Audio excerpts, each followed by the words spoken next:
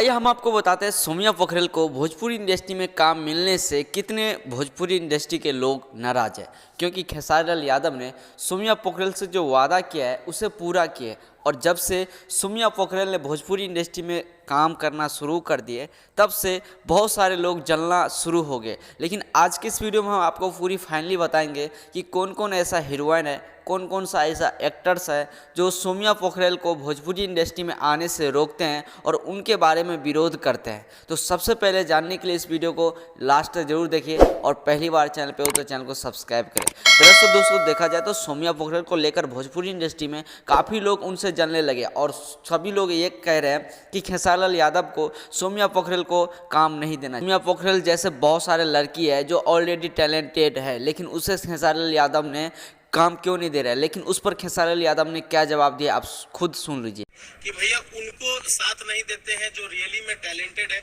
सिर्फ टैटू बनाने वाले लोगों को भैया प्रमोट कर रहे हैं। नहीं, वो मुझे दिखना चाहिए ना कि उसके अंदर टैलेंट है, उसको मेरे पास आना चाहिए, मिलना चाहिए। अब हम ज्योतिषी तो है ना जो घर घर हम अपन ज्योतिष फेंक ले बनी कि ना हो तार तू सुतलो में डायलेक्ट अच्छा बोलता रहो। भाई हमारे पास कोई आएगा अपना टैलेंट लेकर तभी ना हम उसको बोलेंगे कि हाँ आप काम कर सकते हो। अब घरवे में तू एक्टिंग कह के तू अपना माई बाबूजी के दिखा दे, अपना भौजाई के दिखा दो, कह के खेसारी का मौका निकाल देते तो मैं खेसारी के का दोस्त बा, खेसारी तेरे घर में कैमरा लगोले बड़े है कि ना हो तू एक्टिंग ठीक करता रहो। हम ये हमारे काम बा, मैं पूरा बिहार यूपी में कैमरा लगा के बैठल में के निमन एक्टिंग करता तो वो लोग के एक्टिंग देखे तो हम कब करब।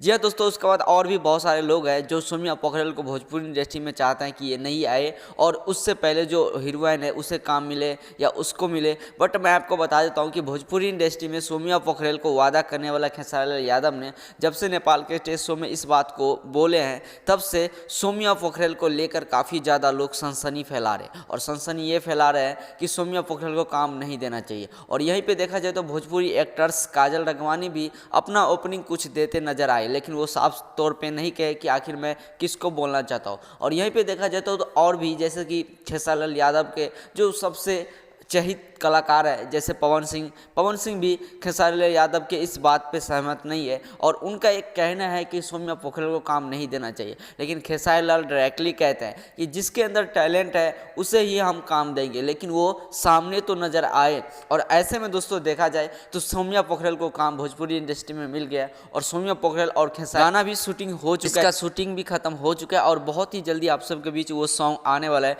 लेकिन अभी तक कोई बताया नहीं है नोटिफिकेशन कि आखिर कौन सा गाना है, उसका नाम क्या और रिलीजिंग डेट क्या है। और जैसे ही अपडेट कोई आएगा तो मैं आप सभी को बता दूंगा। लेकिन आपका इस बात पर क्या ओपिनियन, अपना कमेंट सेक्शन में राय जरूर बताना और ऐसे वीडियो देखने के लिए हमारे इस चैनल को सब्सक्राइब जरूर करना।